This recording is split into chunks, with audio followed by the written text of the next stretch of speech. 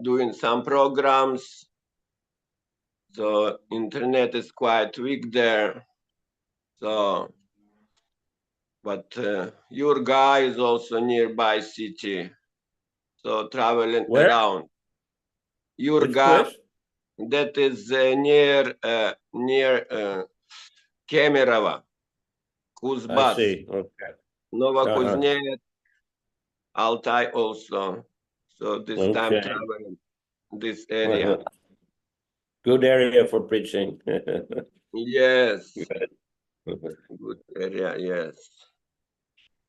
Okay, so let's try then, Krishna Mishra. I can hear you well at the moment. Okay. So Om Namo Bhagavate Vasudevaya. Om Bhagavate Vasudevaya. Om Namo Bhagavate Vasudevaya. Om Namo Bhagavate Vasudevaya. Om Namo Bhagavate Vasudevaya. Om Namo Bhagavate Vasudevaya. So Shrimad Bhagavatam, Canto 5, Chapter 4, text number 8.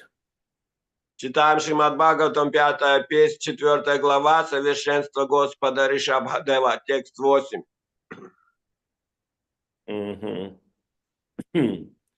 After Nabi Maharaj, I'm not reading the Sanskrit, by the way, the long prose. Без санскрита. After Nabi Maharaj departed for Badrik Ashram, the Supreme Lord Rishabdev understood that his kingdom was his field of activities. He therefore showed himself as an example and taught the duties of a householder by first accepting brahmacharya under the direction of spiritual masters. He also went to live at the spiritual master's place, Gurukula. After his education was finished, he gave gifts, Guru Dakshina, to his spiritual masters and then accepted the life of a householder. He took a wife named Jayanti and begot 100 sons who were as powerful and qualified as he himself. His wife Jayanti had been offered to him by Indra, the king of heaven. Rishabdev and Jayanti performed householder life in an exemplary way, carrying out ritualistic activities ordained by the Shruti and Smriti Shastra. Итак, перевод текста. После того, как Махарадж Набхи ушел в Бадарик Ашрам, Верховный Господь Ришабхадев вступил на престол и ощутил себя полноправным императором. Теперь у него было царство, где он мог вершить свои деяния. Тогда он начал собственным примером показывать людям, как нужно выполнять обязанности семейного человека. Прежде всего он поселился в Гурукуле, ашраме, где живут духовные учители, и под их руководством стал вести жизнь браммачари. А когда его учеба в Гурукуле подошла к концу, он поднес своим наставникам дары, Гуру Дакшину, и затем обзавелся семьей. Его женой стала Джаянти, которую он получил в дар от Индры, царя небес. Она родила ему 100 сыновей, таких же могущественных и добродетельных, как он сам. Ришабхадев и Джаянти явили миру образец идеальной семейной жизни, совершая все обряды, указанные в Шрути и Смрити Шастрах. Purport: being an incarnation of the Supreme Personality of Godhead, Rishabdeva had nothing to do with material affairs. Комментарий. Деяния Ришабхадевы, который был воплощением Верховной Личности Бога, не имеют ничего общего с обычной мирской жизнью. As stated in Bhagavad Gita, Pritranaya Sadhanam Vinasaya Chaduskritam, that's Bhagavad Gita 4.8, the purpose of an incarnation is to liberate his devotees and to stop the demoniac activities of non-devotees. В Бхагавадгите сказано 8.4. Паритрана 4.8. Паритрана садхунам винашая чадушкритам. Верховный Господь не сходит в материальный мир для того, чтобы освободить своих преданных и прекратить демоническую деятельность непреданных. These are the two functions of the Supreme Lord when he incarnates. Таковы две цели каждого воплощения Господа. Sri Chaitanya Mahaprabhu has said that in order to preach, one must live a practical life and show people how to do things. Шри Чайтанья Махапрабху говорил, что проповедник должен личным примером учить людей правильно строить свою жизнь.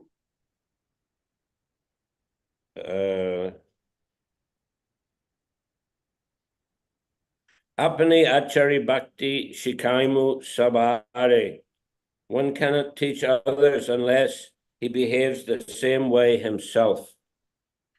Апани ачари бхакти шикхайму шабаре. Невозможно научить других тому, чему не следуешь сам. Rishabh Dev was an ideal king and he took his education in the Gurukul, although he was already educated because the Supreme Lord is omniscient.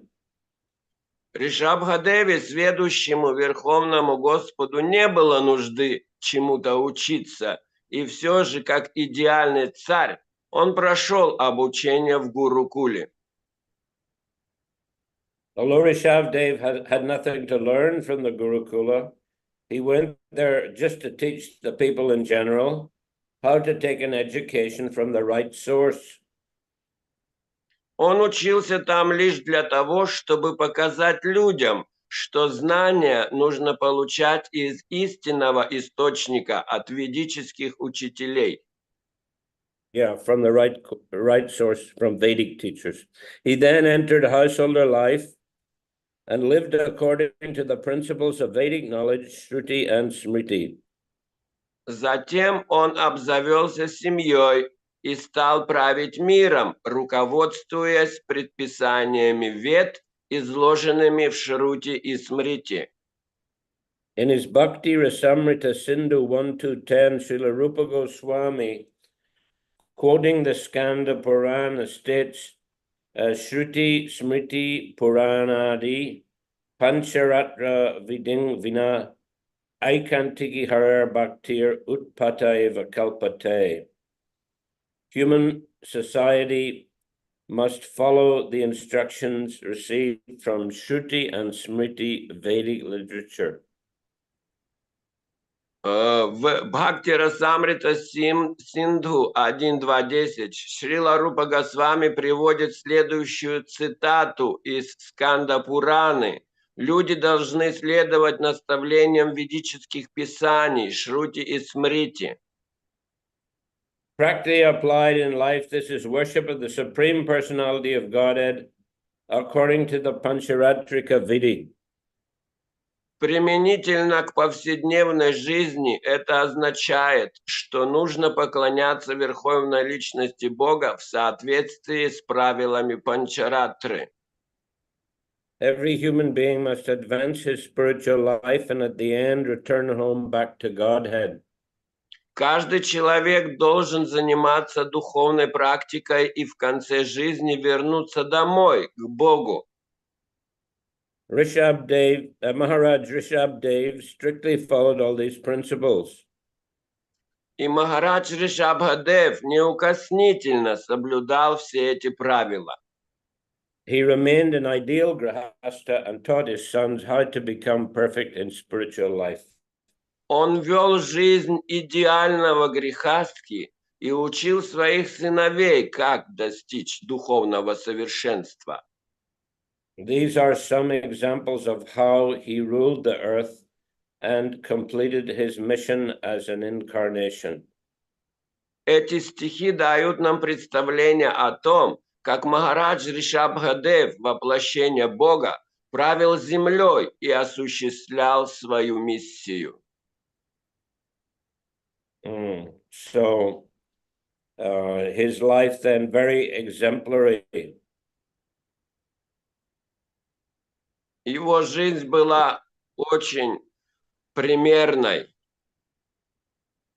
Well, just like Lord Krishna himself, he was sent to Gurukul by his father Vasudev. He was sent. Yes, go on. Как сам Господь Кришна был послан своим отцом Васудевой в Гурукулу,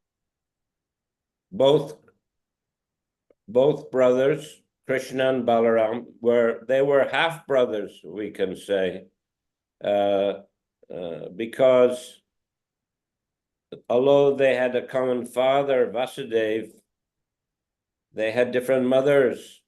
Rohini was Balaram's mother, and Krishna, of course, two mothers, Devaki, who was wife of Vasudeva, and also Yasoda Mai, wife of Nanda Maharaj. и братья оба были посланы в Гурукулу. Они были как бы наполовину братья, потому что их матери были разные. Баларам и мать была Рохини, а также Васудевы, и была мать и Нанды Махараджа, Деваки, и Деваки, и Нанды Махараджа была Яшода.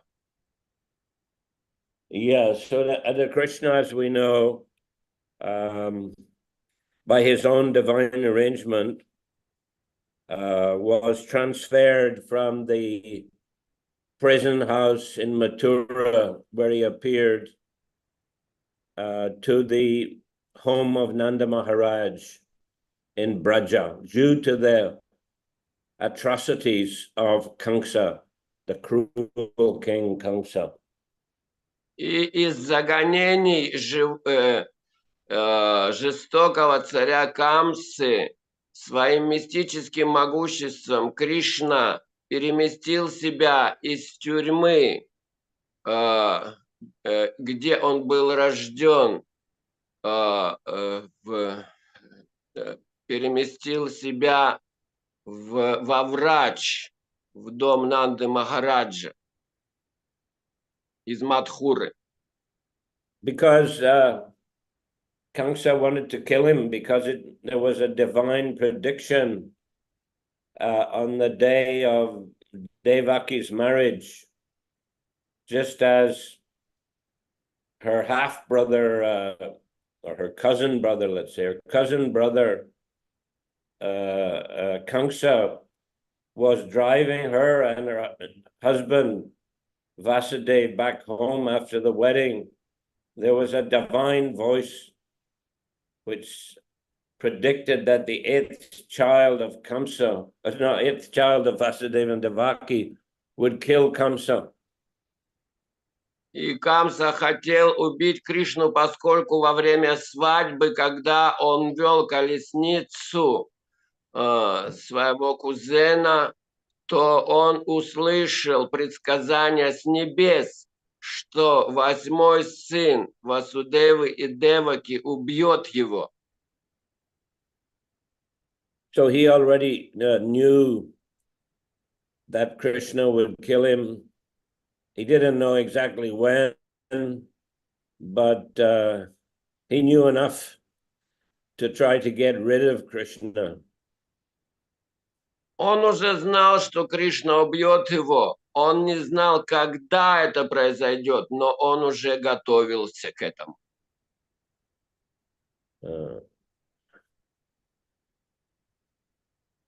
In fact, he was so worried about it that he killed all the children of Vasudeva and Devaki, the first 6 children.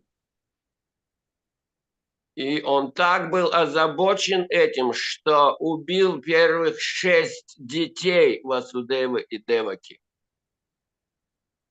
And he would have tried to kill number 7, 8 as well, but by the arrangement of the Lord, the child number 7 was transferred from the womb of Devaki to the womb of Rohini. So Rohini was another wife of Vasudeva living in Vrindavan. So she was also under the care of Nanda Maharaj. И он хотел убить также 7-го, но этот ребенок переместился в лоно Рохини под опеку Нанды Махараджа. So it appeared that Devaki simply had a miscarriage. She lost a child. И внешне проявилось так, что Рохини как будто претерпела выкидыш, у нее получился. So that child was the Supreme Personality of Godhead, Balaram. И этот ребенок на самом деле был верховной личностью Бога Баларамой. So Kamsa wasn't able to kill him. Так что Камса не был способен убить его. And then when the 8th child was born, as we know, the doorkeepers fell asleep, the locks opened, all by the mystic power of Krishna. And Vasudeva was able to take the child across the river Yamuna and exchange with a baby girl who had just been born to Yasoda. А 8-й сын, когда родился, то под покровом ночи все стражники уснули, и благодаря мистической силе Господа замки открылись, и Васудева смог перенести через реку Ямуну ребенка Кришну в дом, где Яшода родила девочку, и забрать оттуда ее, принести назад в Мадхуру, в тюрьму. So Kamsa had been waiting for the birth of the child. So when Vasudeva brought the girl back, and when there was, when the guards woke up and the locks closed again, then they could hear the newborn child crying, and they reported immediately to Kamsa. И когда Васудева принес этого ребенка, это была девочка, она закричала, и все охранники сообщили о новорожденном Камсе. But when Kamsa came and found it was a girl child, then he also wanted to kill that girl child, but when he tried to smash her on the ground, she flew up in the air in an 8-armed form, and she told Kamsa, "You fool, the child who's going to kill you is already born and is somewhere else." И когда он схватил эту девочку и готов был уже ударить ее озимь, таким образом убить ее, то она выскользнула из его рук, взмыла в небо, превратилась в богиню о 8 руках и, просмеявшись, сказала: «Ты глупец, ты не можешь меня убить, а тот, кто убьет тебя, уже рожден в другом месте».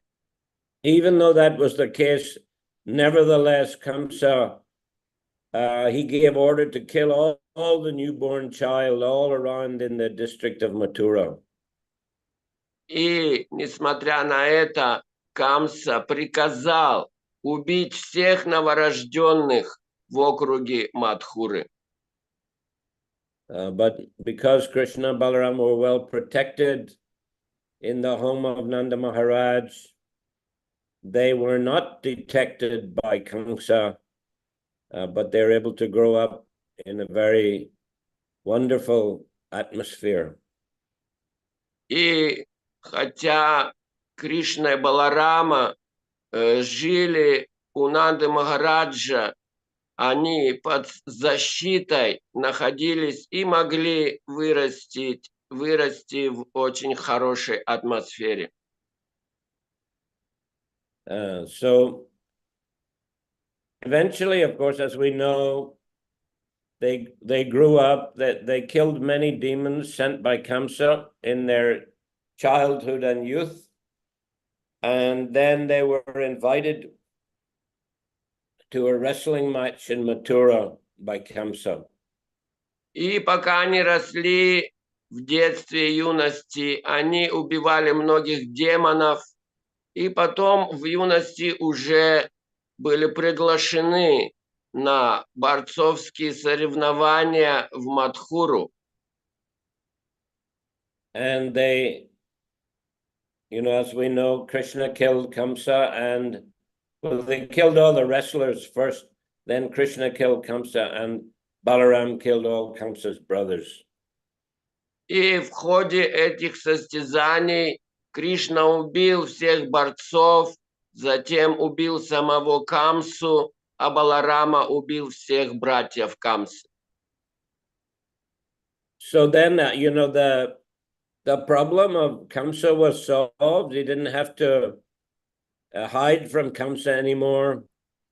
So Nanda Maharaj returned the boys to the care of Vasudeva. Итак, Нанда Махарадж забрал под свою опеку Кришну и Балараму. So they were returned to Vasudeva, and Vasudeva arranged to send the boys to Gurukula. И Васудева, их отец, он отослал мальчиков для обучения в Гурукулу. Well, this was the duty of the parents, especially of those born in the Brahmin, Kshatriya families.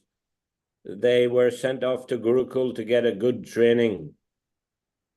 И это была обязанность, особенно кшатриев и браманов, отсылать своих детей для прохождения хорошего образования. So there they learned all kinds of arts and sciences. Там они могли обучиться разным искусствам и наукам. So finally, when it came, and of course we know that they were also undergoing austerities and living very simply, despite being the supreme personalities of Godhead, despite having a very wealthy father. Nevertheless, the system was that the young boys had to live very austerely together with all the other students. И несмотря на то, что они происходили из очень богатой семьи Нанды Махараджа, все же они вместе с другими учениками жили просто и проходили разного вида аскезы. There's one famous incident which is related in the Bhagavatam, that Sandipani Muni, their guru, sent them to collect firewood in the forest. Один известный инцидент из Шримад Бхагаватам описывает, как Сандипани Муни отправил Кришну с другом собирать для жертвенного огня дрова в лес. So while they were there out in the forest, there was a heavy thunderstorm and heavy rain. They couldn't return to the ashram. И в лесу их застал сильный дождь и шторм, так что они не смогли вернуться назад в ашрам. So they had to stay out all night in the forest. Им пришлось оставаться всю ночь в лесу. And in the morning, Sandipani Muni organized a rescue group to go and search for the boys. На утро Сандипани Муни организовал группу для их поиска. And they met the boys as they were returning from the forest with their arms full of firewood. So they stayed out the whole night and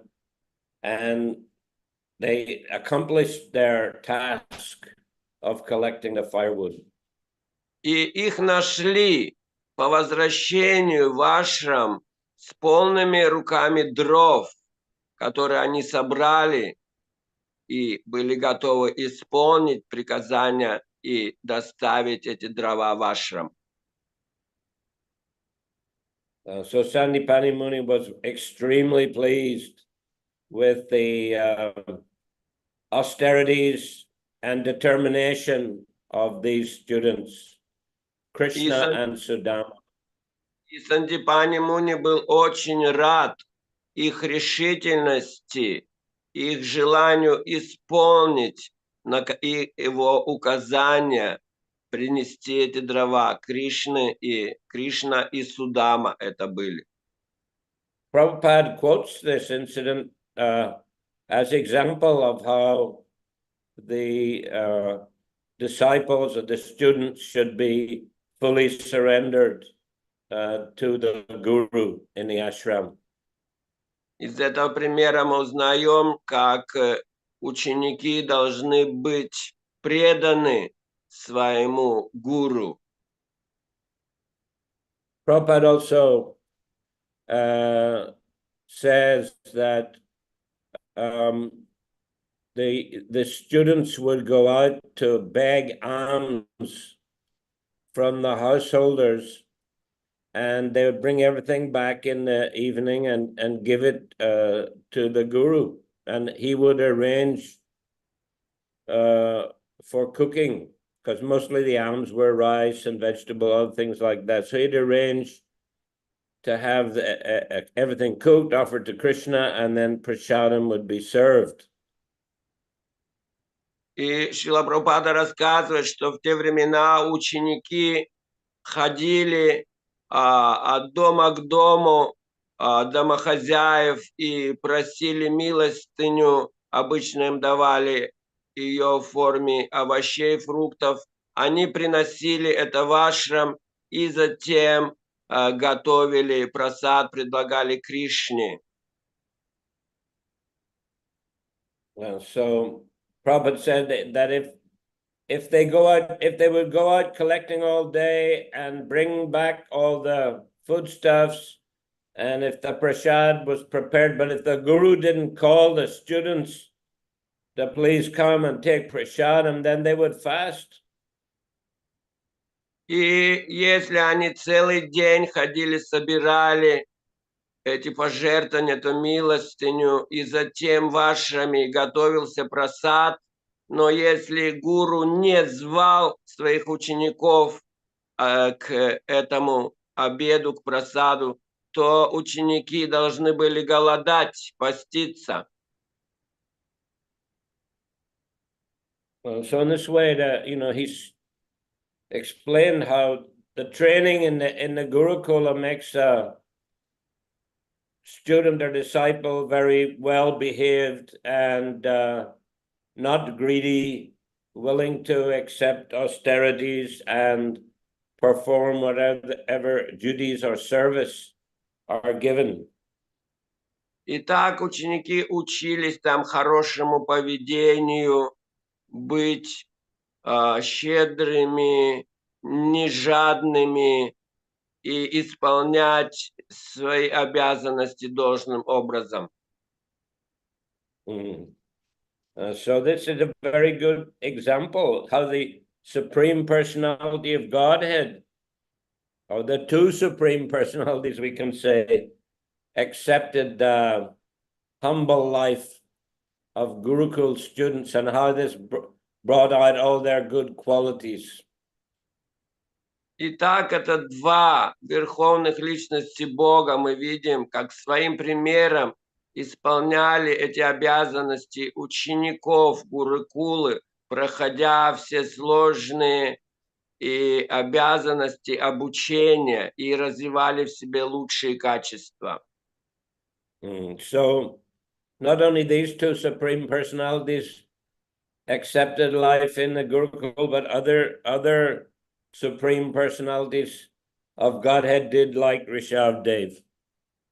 И не только эти два верховных Господа проходили через это все, но также и другой Господь, Ришабхадев. So the same principle. He lived despite being the son of a great king, Rishabdev went and studied as a brahmachari and lived at the Gurukula.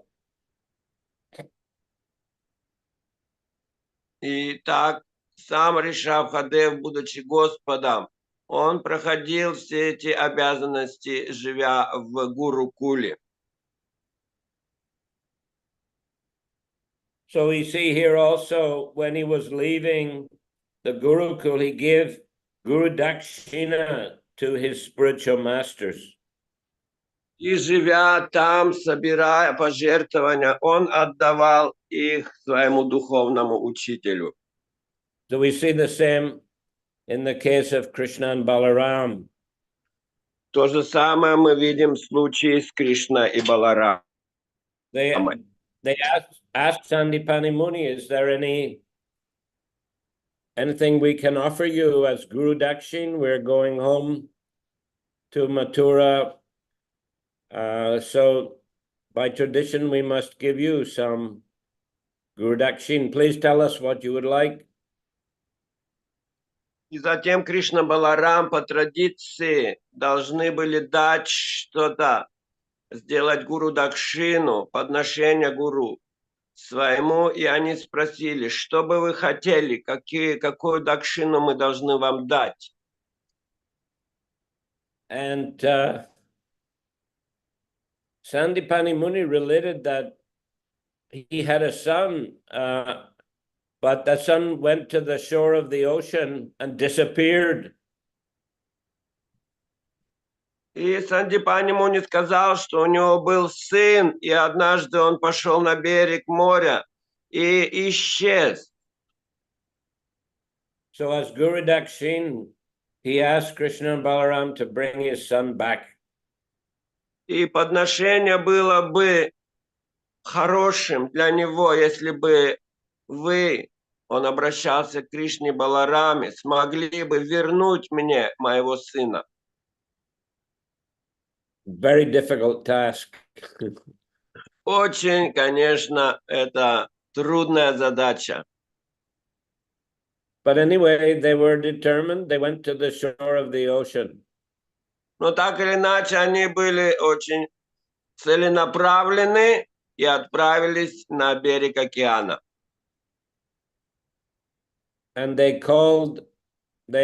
found out that this boy had been captured by a demon called Panchajanya, who had the shape of a conch shell. И они обнаружили, что этого мальчика схватил один демон, которого звали Панчаджанья.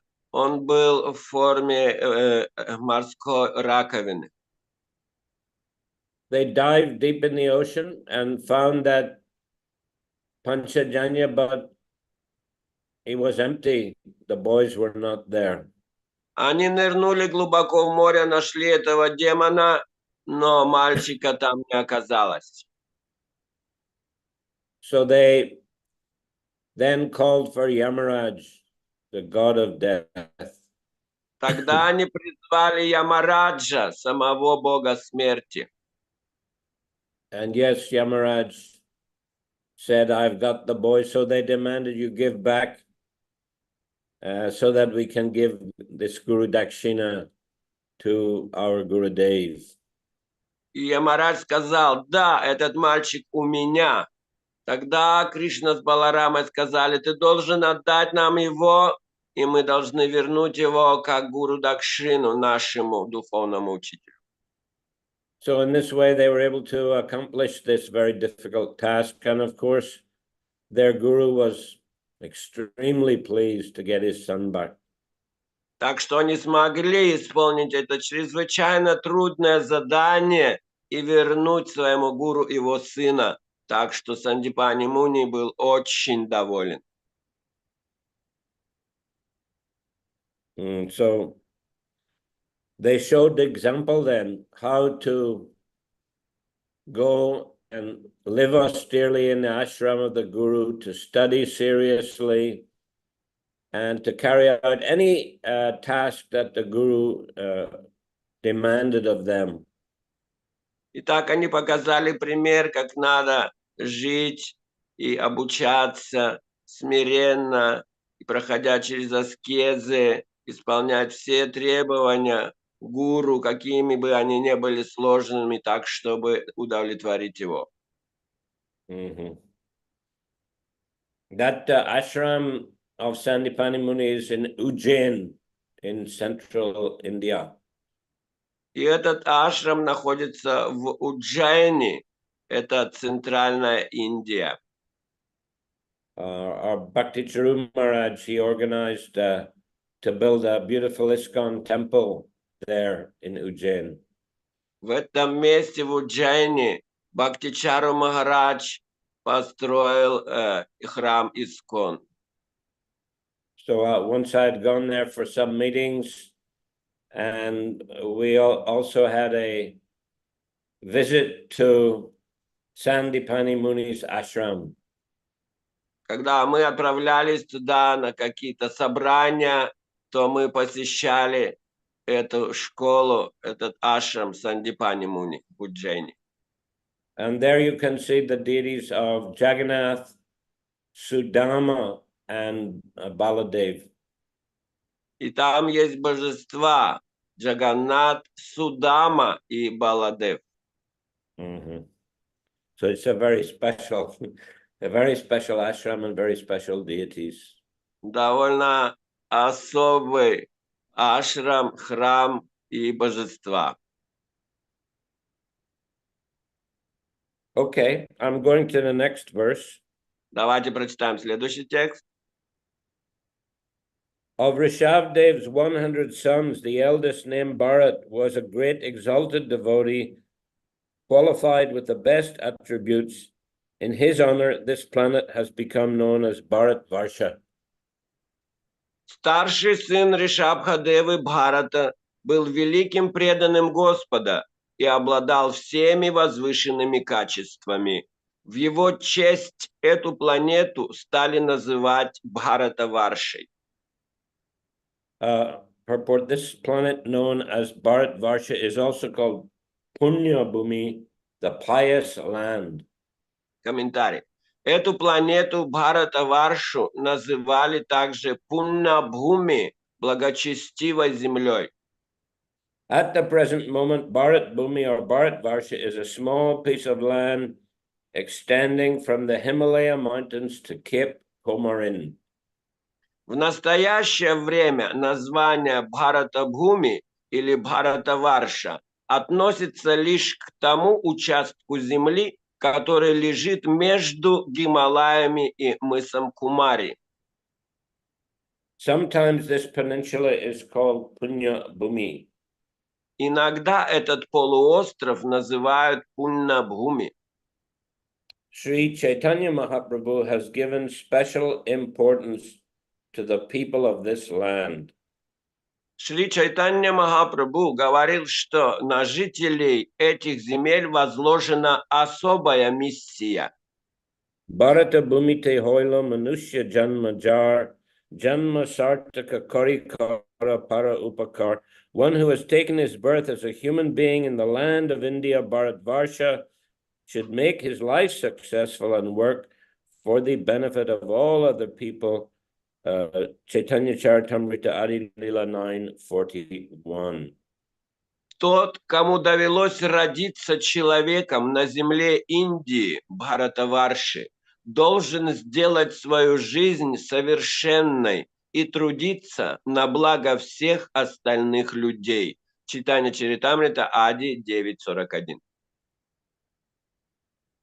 The inhabitants of this piece of land are very fortunate. Жителям этой страны необычайно повезло. They can purify their existence by accepting this Krishna consciousness movement and go outside Bharat Bhumi, India, and preach this cult to benefit the whole world. Присоединившись к движению сознания Кришны, они могут полностью очистить свое сердце, а затем отправиться за пределы Бхарата-Бхуми, Индии, и проповедовать учение Господа Чайтаньи на благо всего мира. In this regard, Prabhupada said once that Lord Chaitanya, he traveled all over India and spread Krishna consciousness there. В этой связи Шрила Прабхупада говорил, что Господь Чайтанья проповедовал по всей Индии и принес благо там. He said, but he very kindly left the rest of the world for the International Society for Krishna Consciousness. Но по своей милости остаток земли он оставил для проповеди Международного общества сознания Кришны. And Prabhupada, of course, by his own example, showed how to go outside India and preach Krishna consciousness for the benefit of the whole world. И Шрила Прабхупад своим примером показал, как путешествовать из Индии и принести благо всему миру.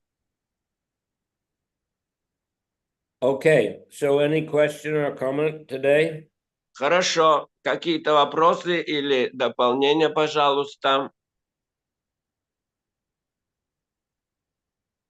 Yes, Laja Mataji. Харе Кришна, Гуру Махарадж, примите мои смиренные поклоны. Вот мы часто слышим в священных писаниях, как мудрецы великие жили на лоне природы. Также это был Господь Рамачандра, 6 Госвами Вриндавана. Шрила Прабхупада ушел, тоже жил в очень скромных условиях. Ну, там же природа красивая, там вот птицы поют, и вот, как бы сказать, стрекочут кузнечики, там все это жужжит. И, в общем, как сказать, скажите, пожалуйста, это же, наверное, намного приятнее жить в таких условиях, как вот Кришна жил в лесу Вриндавана, чем в цивилизации, в большой цивилизации. И как еще вот преданные Искон, когда они строили Кришна Баларама Мандир и храм в Майпуре, они же тоже жили в очень скромных условиях, можно сказать, на лоне природы. Вот как вы считаете, это приятнее жить, чем в цивилизации? Харе Кришна. So, by example of many also devotees like Srila Prabhupada and Balaram, they used to live on the womb of nature. So where there was so beautifully natural atmosphere and the sun shining, birds chirping, and so very, very naturally beneficial for us. And it's much better, much beneficial to live in such conditions rather than in concrete midst of a modern civilization.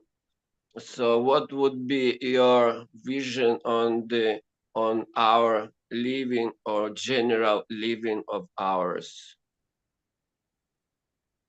Well, as we know, Prabhupada, he did prefer a simple living. Да, мы знаем, Шрила Прабхупада, он предпочитал простую жизнь. And for example, while in Vrindavan, of course, he lived very simply for many, many years. In a very austere condition, but very Krishna conscious conditions. И во Вриндаване он жил очень просто, в простых условиях, и в условиях во Вриндаване довольно простых, пока проповедовал.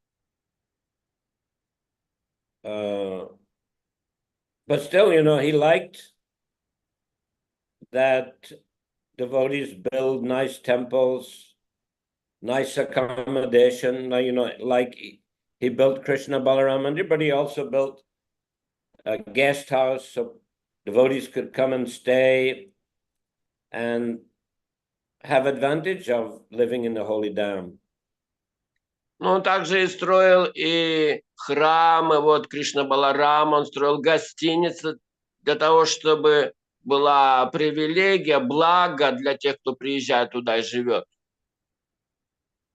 Prabhupada didn't expect that all visitors from all over the world would have to live in very, very austere conditions. So he wanted to make nice conditions so people could come and wouldn't worry about the accommodation and they could focus on Krishna consciousness. Он хотел, чтобы люди не заботились о каких-то элементарных вещах и приезжали, когда куда-то, то имели уже возможность и воду, и всю инфраструктуру, чтобы не думать об этом, а чтобы спокойно заниматься проповедью и служением. Once Prabhupada was walking in Mayapur and he stopped under a tree and he said, Lord Chaitanya, he would sit under a tree and preach and, hundreds of people, thousands of people would gather and listen. He said, but if I sit under a tree and preach, nobody will come and listen. Однажды в Майяпуре, пока Шрила Прабхупада гулял с преданными, он стал около дерева и сказал: Господь Чайтанья мог сесть под этим деревом, и вокруг собрались бы тысячи людей, а он бы им проповедовал. Но если я сяду здесь и буду говорить, вряд ли кто-то соберется. Of course, we know in New York in the beginning, he was sitting under a tree and gradually people did gather and listen, and in this way was able to start the Krishna consciousness movement in the West. Конечно, мы знаем, что он сидел под деревом в Нью-Йорке в самом начале, в парке, и люди стали собираться, и так-то и началось это движение. But still, he made the point like that in India. He said that therefore we're building big buildings, big temple, nice accommodation. He said, so people will be attracted and they'll come and they'll get the benefit of living and chanting in a holy dham. Но все же он говорил, что если мы будем строить и упрощим жизнь людей, которые приезжают в святую Дхаму, то это будет для них большое благо, они смогут спокойно приезжать и проповедовать, и находиться там. But in general, yes, Prabhupada, he preferred the simple living and he liked it very much when he had the opportunity to stay in some very simple accommodation. Но да, на самом деле Шриле Прабхупаде нравились простые условия жизни, когда у него была такая возможность, он всегда предпочитал находиться в простых условиях. For example, in Bhubaneswar, Prabhupada went there on Nityananda Trayodasi, 1977, to lay the cornerstone. So there were only two small mud brick huts there, and at the time, but Prabhupada stayed in one of them, and he liked it very much, living in a mud hut, taking bath outside, just water from the pump. Very simple life.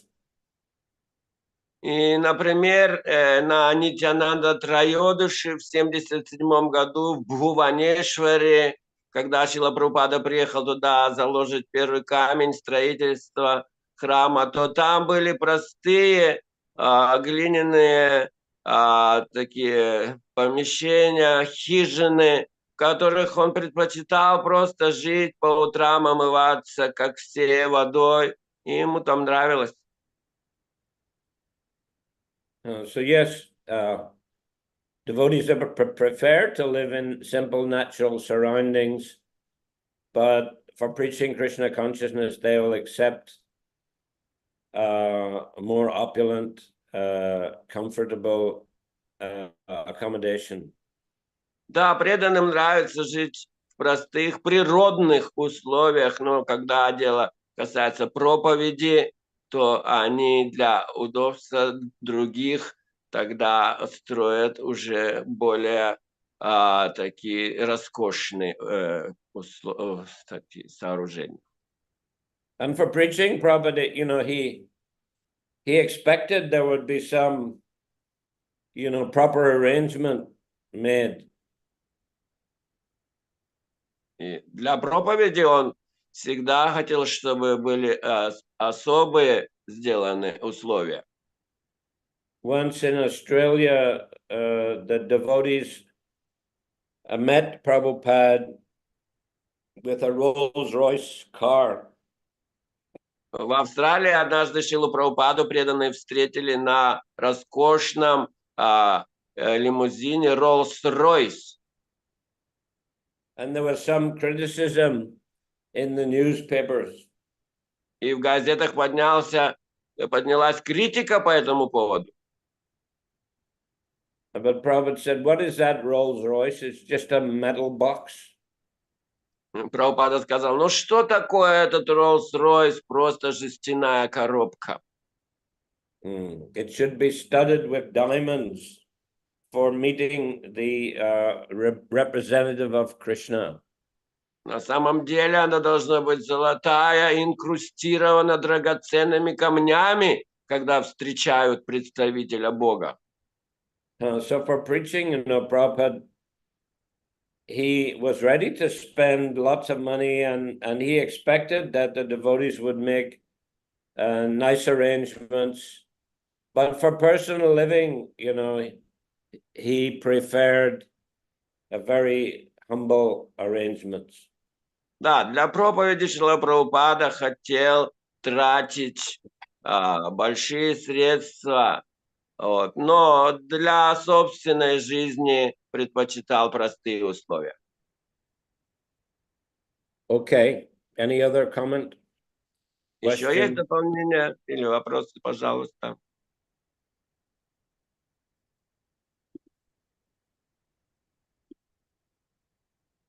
Okay, I'm going to finish today. Давайте тогда закончим сегодня. Another hand has come up now. Vaninath Vasu.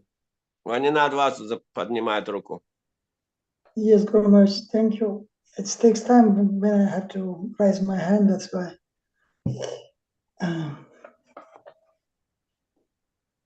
Hare Krishna. Thank you, Guru Maharaj. У меня такой вопрос. Вот если рассмотреть служение Кришне и служение духовному учителю, то, с одной стороны, как бы служение духовному учителю, оно упрощает задачу, но, с другой стороны, мы знаем, что преданные неофиты, они больше склонны служить Богу, чем служить духовному учителю. Они, люди обычно, они говорят, нам не нужны посредники. Они говорят, нам не нужны посредники. То есть зачем нам какие-то посредники? То есть это говорит о том, что сознание преданного неофита, оно как бы устремлено к Богу. И получается, чем более зрелый преданный, тем больше он начинает служить духовному учителю, а самые зрелые начинают служить даже не только духовному учителю, а ученикам духовного учителя. И вот вопрос у меня такой, что как мы знаем, что гуру, он наделяет полномочиями своих учеников, он наделяет, дает полномочия. И вот этими полномочиями является его наставление. Если гуру видит, что ученик, он следует наставлениям, то гуру дает ему какую-то определенную миссию. И вот И вот тут такое чувство, что как будто какой-то конкретной миссии не хватает. Ну так вот. Насколько важно вот получить личные какие-то наставления от духовного учителя, чтобы исполнять, чтобы быть уверенным, что ты этим самым удовлетворяешь своего духовного учителя.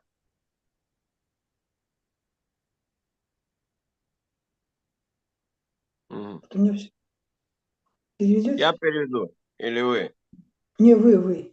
No, so he's saying that sometimes people prone to say that we don't need any agent between us and God, so we prefer serving God without agent. But as devotee grows, he prefers serving Guru, and when he grows even more, so he serves devotees of his Guru, and sometimes Guru, seeing how his disciples grow, he empowers them with some special mission. And sometimes I feel that there is a lack of mission, and that would help me to grow more. And how is important that for spiritual growing to have such a special mission from a guru? Well, maybe we will get a special mission, as you call it, given by our guru, or maybe we won't. I mean, Prabhupada, he didn't give special missions, if you like, to most of his disciples.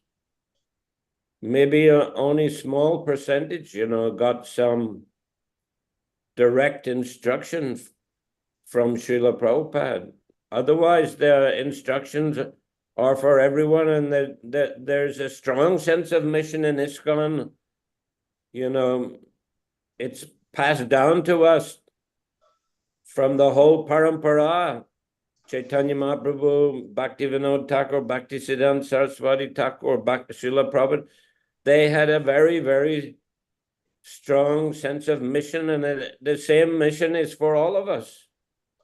Now, whether our guru will give us a specific task or not, that's up to him. That's up to the situation, whether he feels it's necessary or not. But we see Prabhupada, he didn't give that, as you call, special mission to most of his disciples. Как вы называете это особая миссия? Она может быть, а может не быть. На самом деле Шрила Прабхупада дал такую миссию немногим своим ученикам. Кто-то получил ее, кто-то нет. Это зависит от каких-то обстоятельств. Он видит, что надо дать кому-то миссию. Но сама миссия на самом деле, она уже есть. Она приходит как... Через наших ачарьев мы видим Бхактисиддханта Сарасвати, Бхактивинода Тхакур и так далее. Они уже имели миссию, и это же миссия у нас. Поэтому такая особая миссия, вот, в ней и особой такой нет необходимости. Вот, гуру может дать ее, может не дать, это также зависит.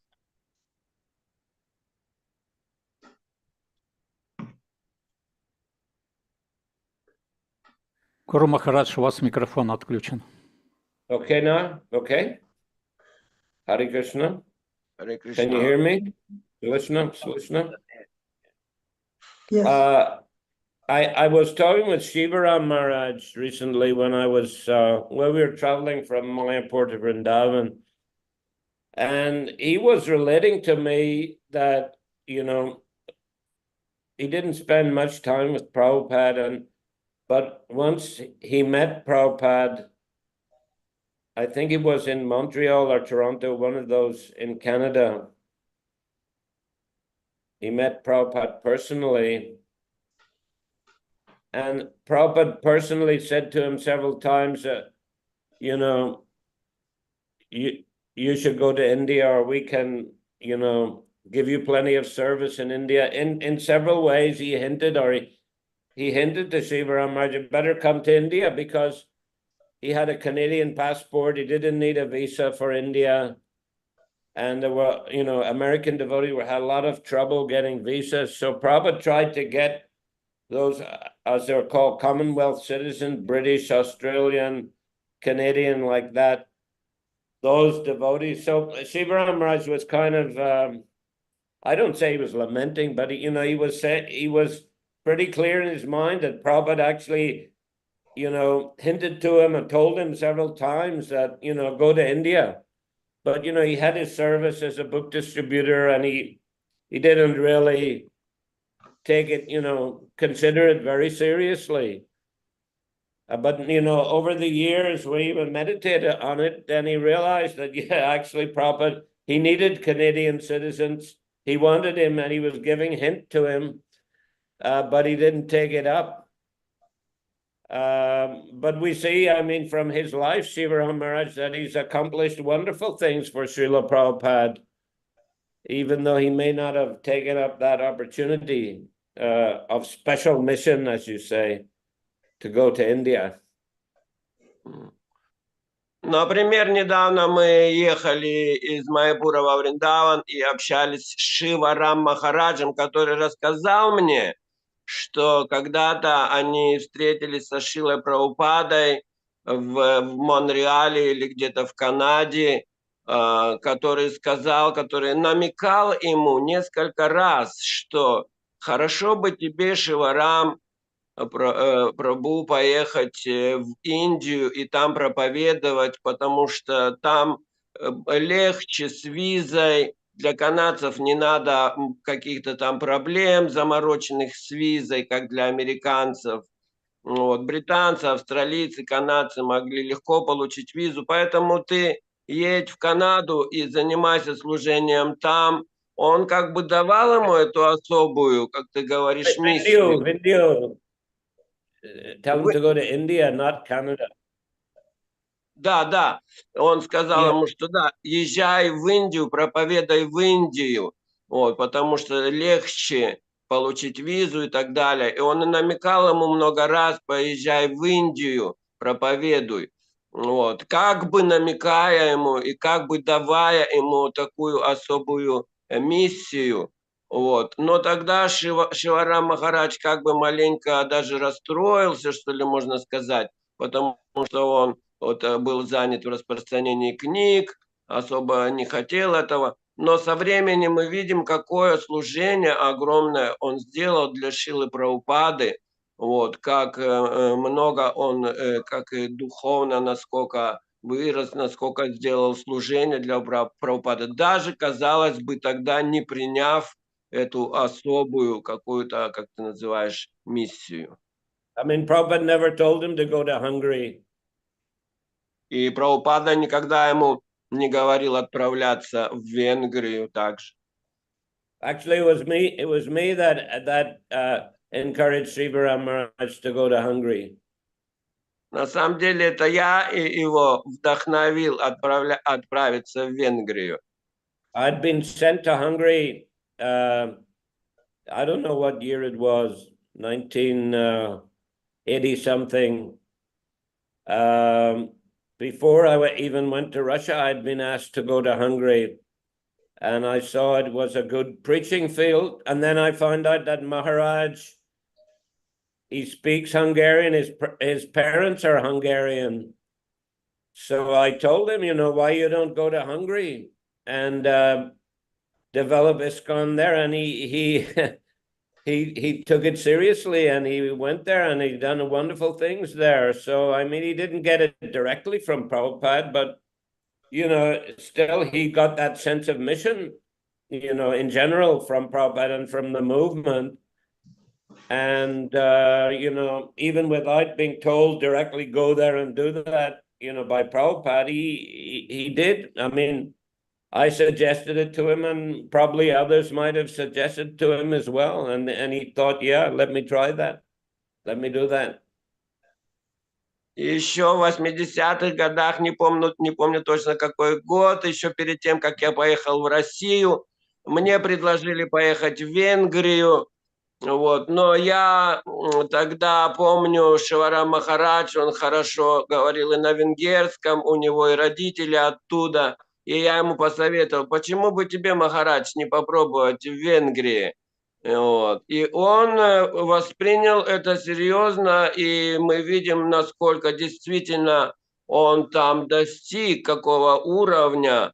Вот. И хотя он не принял это непосредственно от Шрилы Прабхупады, но он воспринял, что Шрила Прабхупада так это донес через нас, через меня, через других, кто его попросил из движения. Вот. Поэтому мы можем видеть, хотя не было этого особой миссии от Прабхупады, но оказалось, что это получилось вот таким образом, и что как будто эта миссия была дана Шрилой Прабхупадой ему, какого служения он там сделал.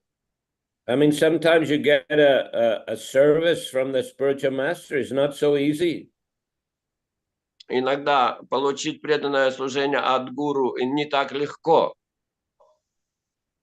In India, Prabhupada, after Tamal Krishna Maharaj was a GBC, then he wanted to go back to America to begin the Radha Damodar party. Prabhupada, he tried 3 different GBCs after Tamal. In India? Yeah. И вот когда Тамал, например, когда Тамал Кришна Махарадж, будучи GBC в Индии, хотел отправиться в Америку, чтобы начать это проповедническое Радха Дамодар движение, то Шрила Прабхупада, он не сразу одобрил, он искал, кто может быть еще GBC в Индии. He needed a GBC, so he tried some of the other GBCs, 3 different ones at different time, one after the other. То есть, кроме Тамал Кришна Махараджа, он искал, кто может быть еще. Было 3 кандидатуры, и он одного за другим проверял. But they all found it too difficult. Но всем им это оказалось довольно трудно. They were what we call big devotees. They had big zones in the West, many successful, preaching program, book distribution programs. But when they were given a very tough assignment in India, well, they weren't able to do it. Это были большие, как мы называем, проповедники. На Западе у них были большие проекты. Но когда дело касалось приехать и принять служение в Индию, то это казалось трудно для них. Eventually, Prabhupada brought Gopal Krishna Maharaj from America. He was working as an executive, I think, in a Pepsi Cola. He wasn't living in the temples, but Prabhupada brought him, and then he trained him, and he's the person who, has been able to do that service. So, we may, which is glorious, of course, wonderful, but we may be hankering, give me service, but then we get the service, it's too difficult. И в конечном итоге Шрила Прабхупада привлек Гопал Кришна Махараджа тогда из Америки. Он не жил в храме, он был менеджером, представителем компании Пепси-Колы, и он пригласил его в Индию, обучил его этому служению, и он сделал такое большое славное служение там в Индии. Поэтому, когда что-то мы хотим сделать, вот это оказывается не так легко, это достаточно трудно, когда нас может попросить о чем-то гуру.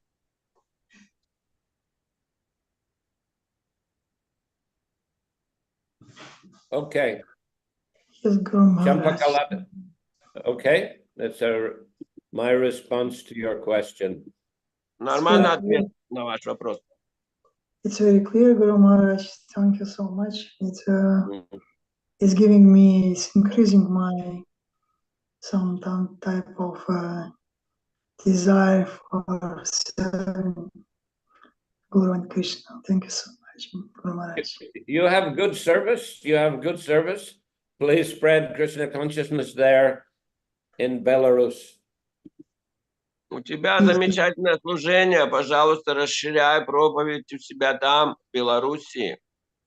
Yeah, Guru Maharaj, I'm So trying don't be asking too many times for special service, or I don't know, might send you to Laos or Cambodia or something. Не спрашивай так часто о особом служении, а то я тебя могу в Лаос или в Камбоджу отправить.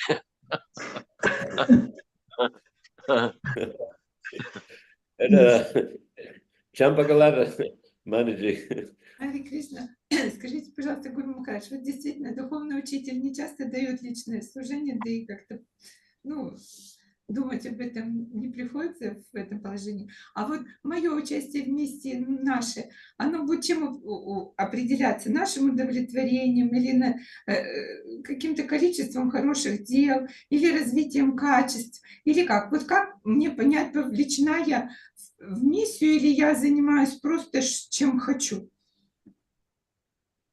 How do I understand if I am doing a mission or that is just my whimsical desire? Should I understand that by the scale of my personal enjoying or satisfaction by doing this, or there's some other merit?